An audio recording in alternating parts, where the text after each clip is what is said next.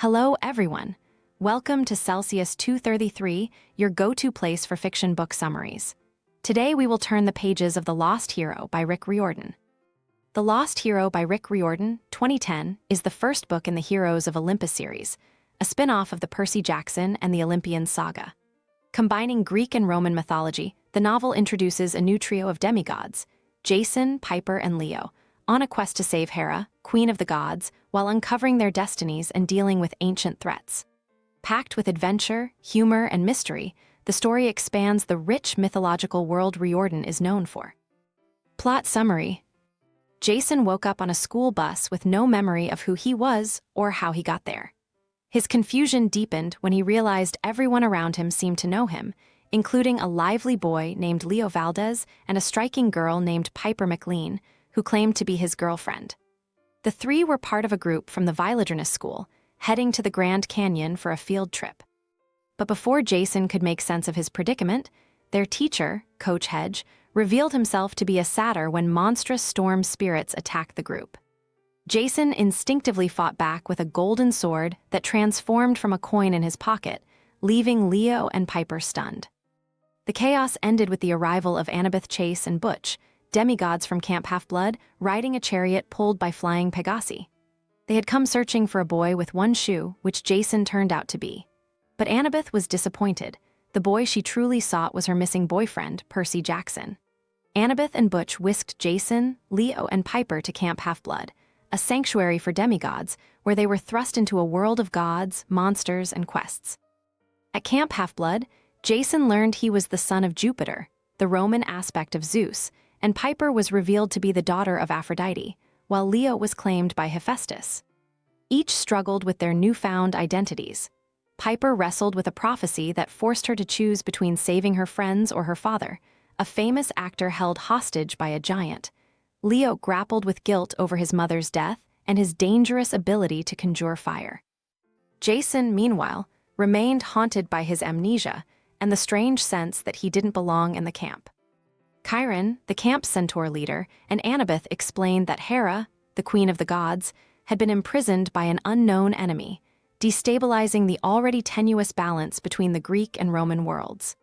Jason, Piper, and Leo were chosen to undertake a quest to rescue Hera, with a strict deadline of the winter solstice looming.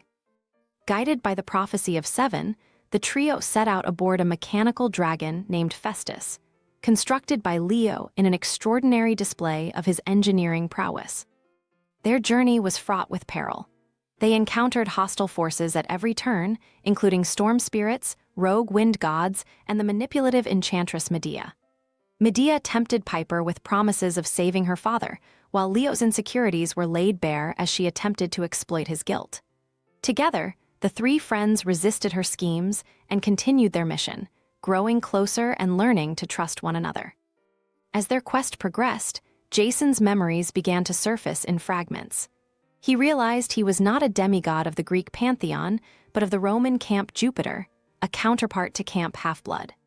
This revelation hinted at a broader conflict brewing between the Greek and Roman demigods, orchestrated by a greater enemy lurking in the shadows. Their journey took them to the lair of King Midas, who briefly turned Leo and Piper to gold before Jason outwitted him.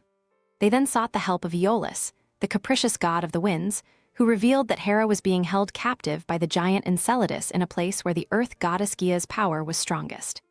Gaia, it became clear, was the true mastermind behind the disturbances in the mortal and immortal worlds. She sought to awaken her giant offspring to overthrow the Olympian gods. The trio's final destination was the Wolf House, a ruin in Northern California where Hera was imprisoned. Enceladus awaited them, using Piper's father as bait. Piper displayed remarkable courage and resourcefulness, freeing her father and confronting her fears.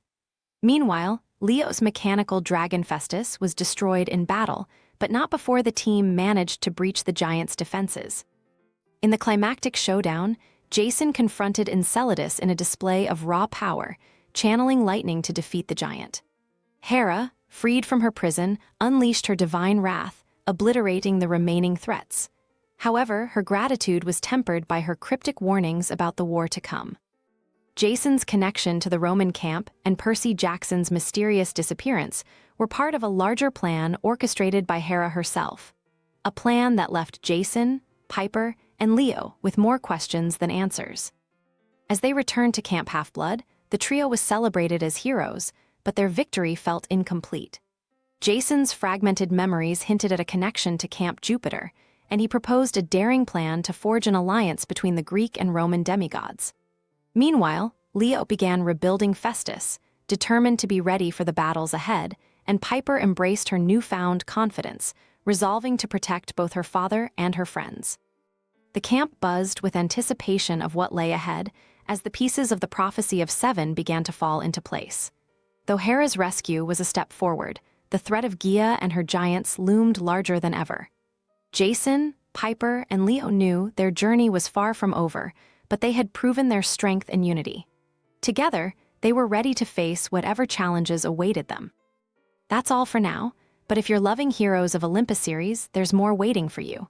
Find the other books by Rick Riordan in the description or on Celsius 233. Remember, while our summaries capture the essence, they can never replace the full experience of reading the book. If this summary intrigued you, consider diving into the complete story, buy the book, and immerse yourself in Rick Riordan's original work. Bye-bye, take care, have fun.